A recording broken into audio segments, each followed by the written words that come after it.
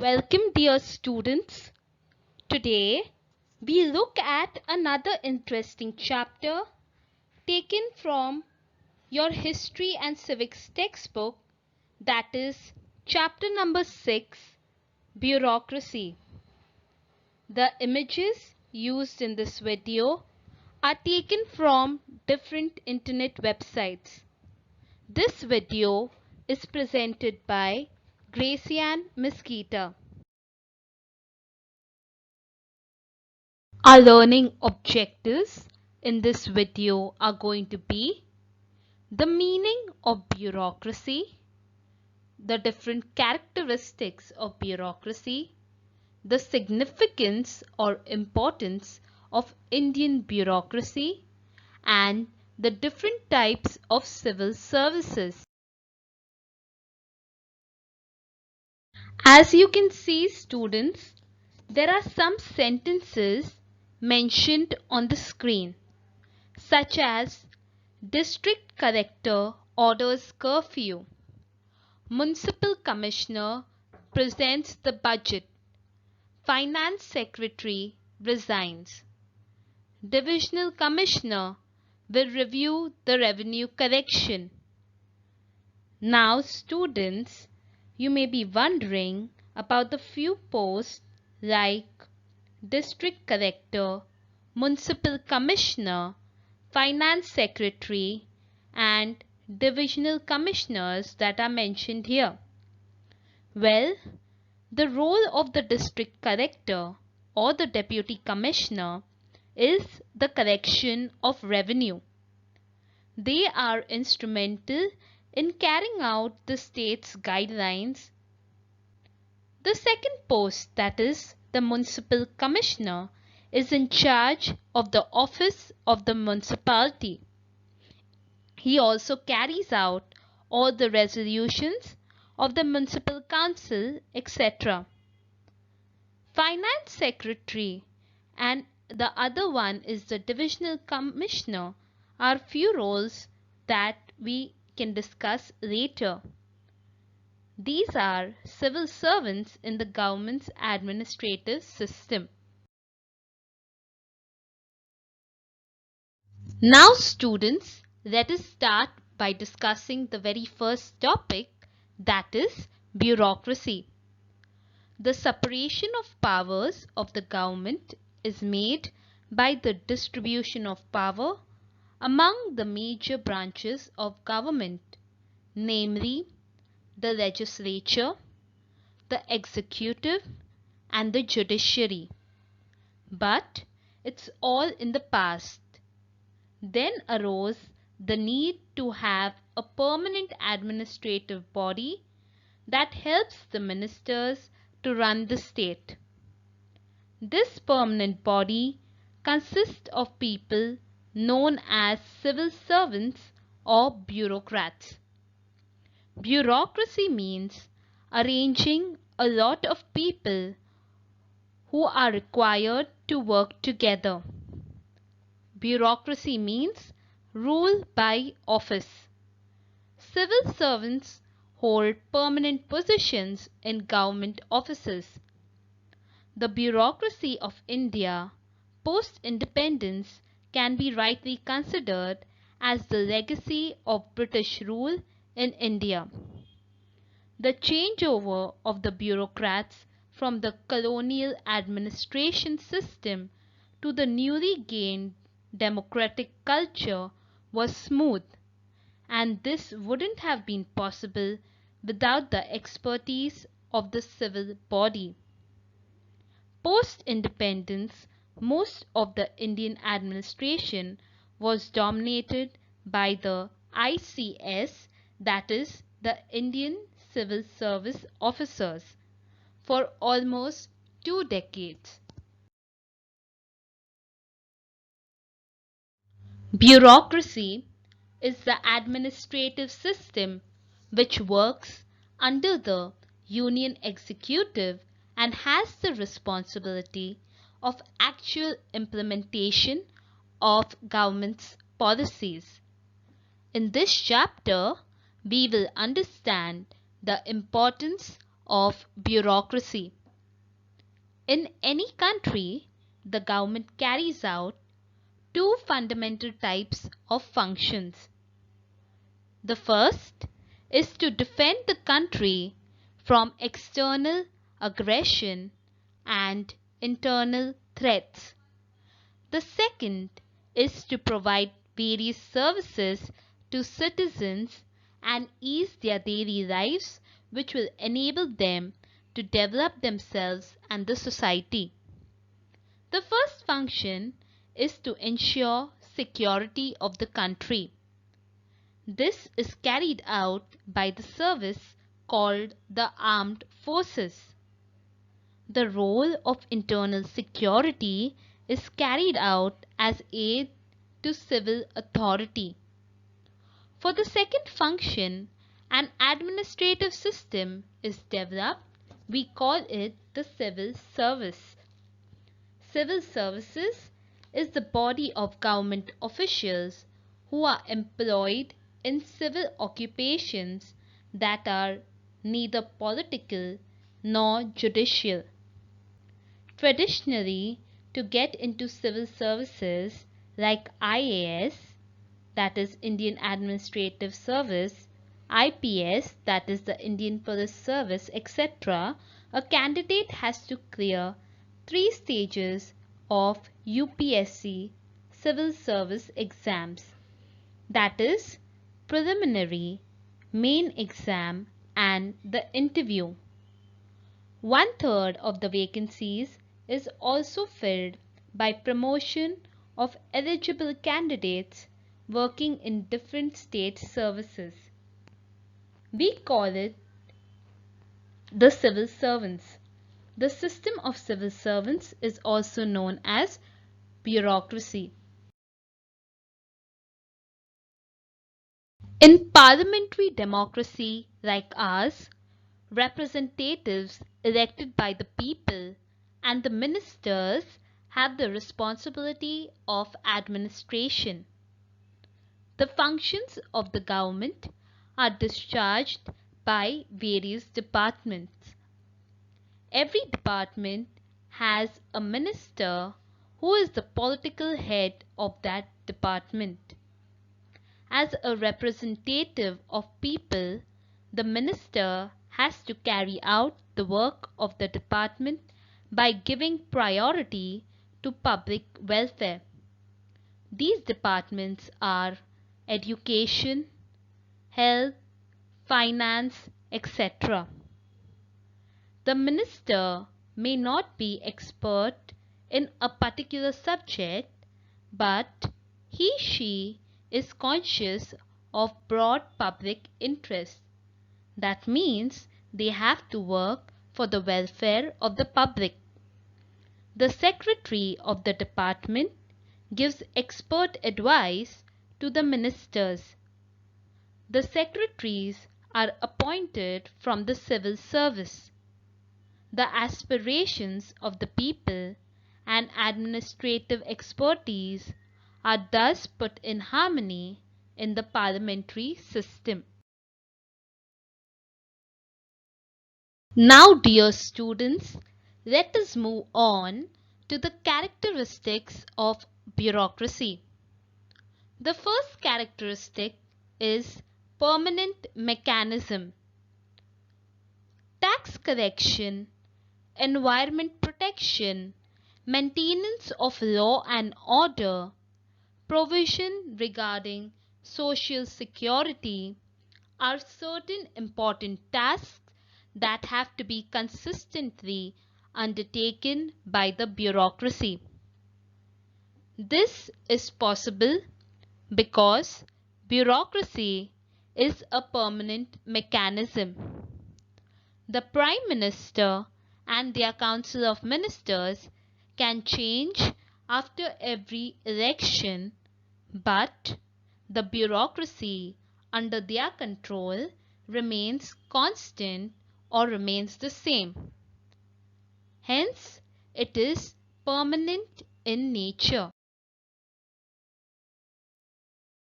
The next characteristic we are going to talk about is political neutrality. Let us understand what political neutrality means. The bureaucracy is politically neutral. This means that regardless of the political party in power, the bureaucracy is supposed to carry out the implementation of their policy decisions with the same efficiency and commitment. In this regard, the civil servants should abstain, meaning not take part in a political stand or act according to their political views. If a political party fails to win elections, it has to leave government and another party that wins elections comes to power. The new government may change some policies of the earlier government.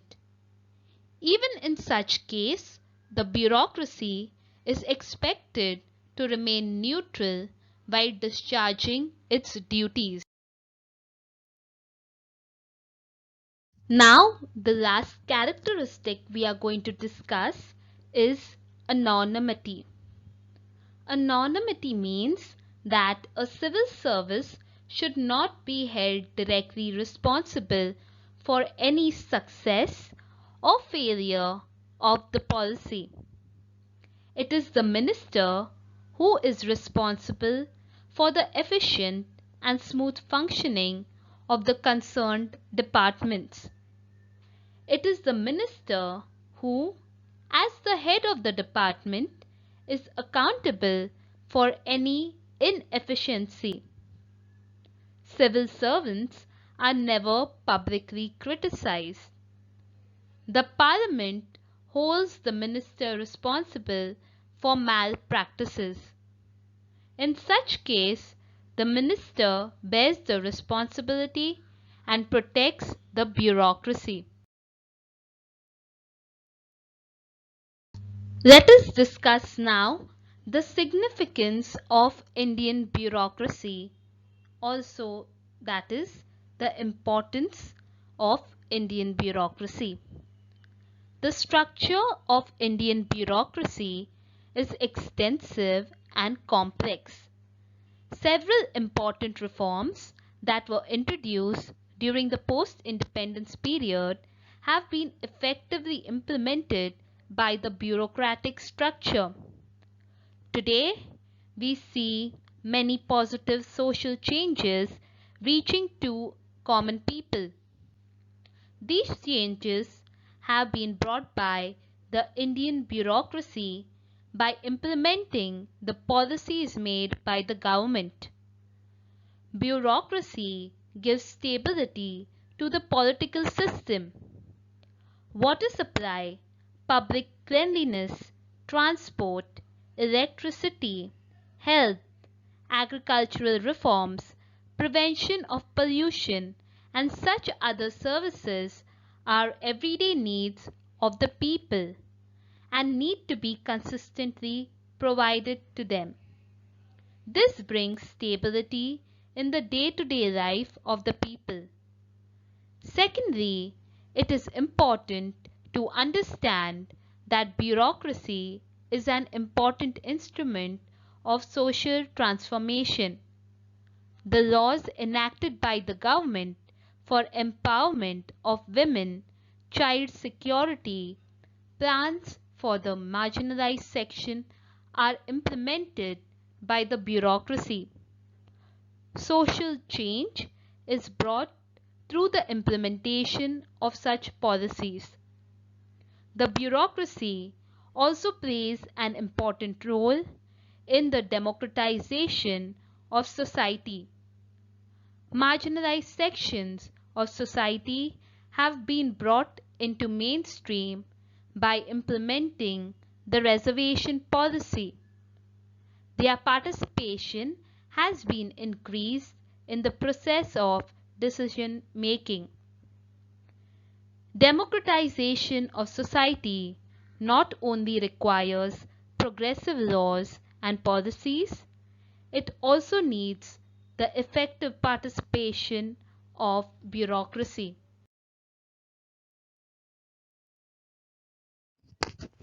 Now students, let us talk about the different types of civil services. In India, there are three main types of civil services. The first type of civil services we are going to talk about is the All India Services. They include the Indian Administrative Service, that is the IAS, the Indian Police Service, that is the IPS, and Indian Forest Service, that is the IFS. The second type of services we are going to talk about is union or central services. This come under the union government or the central government. They include the Indian Foreign Service IFS, the Indian Revenue Service IRS, etc. The third type of civil services we are going to talk about is the state civil services. They come under the state government, that is under each state of India. They include the Deputy District Collector, the Block Development Officer, Tehsildar, that is the Executive Magistrate, etc. They are recruited through competitive examinations held at the state level. As we know, Indian Constitution has established autonomous institutions like the Public Service Commissions to ensure that the civil servants are elected on the basis of criteria of merit and efficiency.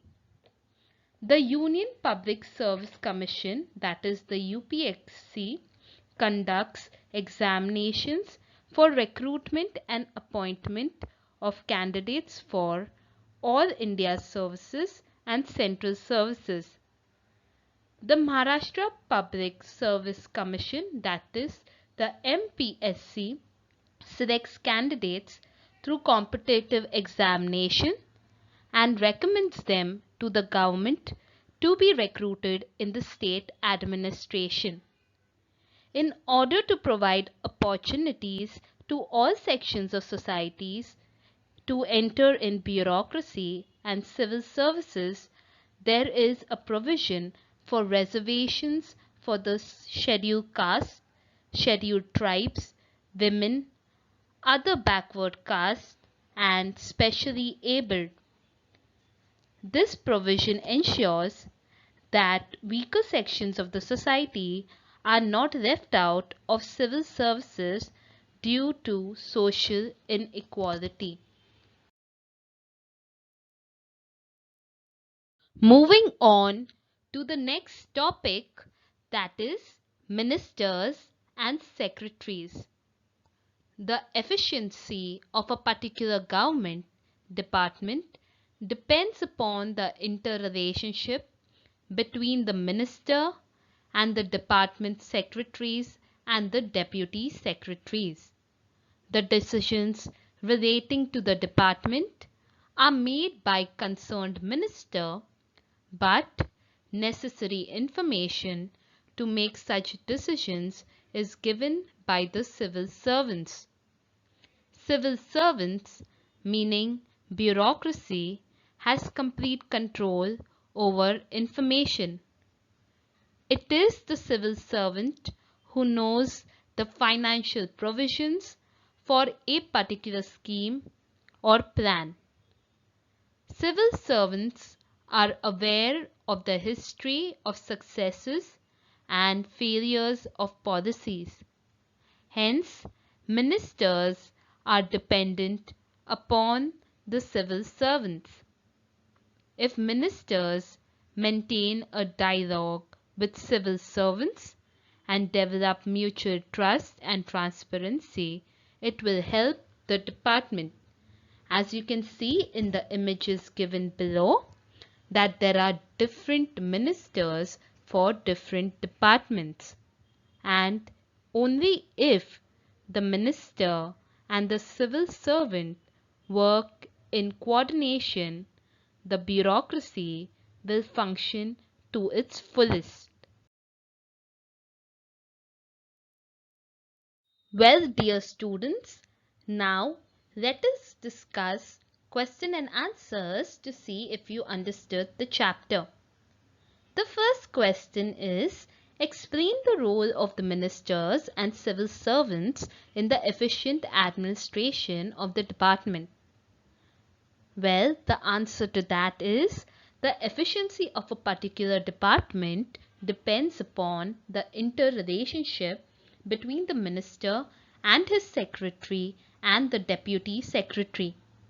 Then the decisions taken by the ministers are based on the necessary information provided by the bureaucracy. The bureaucracy, that is, civil servants, have complete information about the financial provisions for a particular scheme or plan, and also about the history of successes and failures of policies.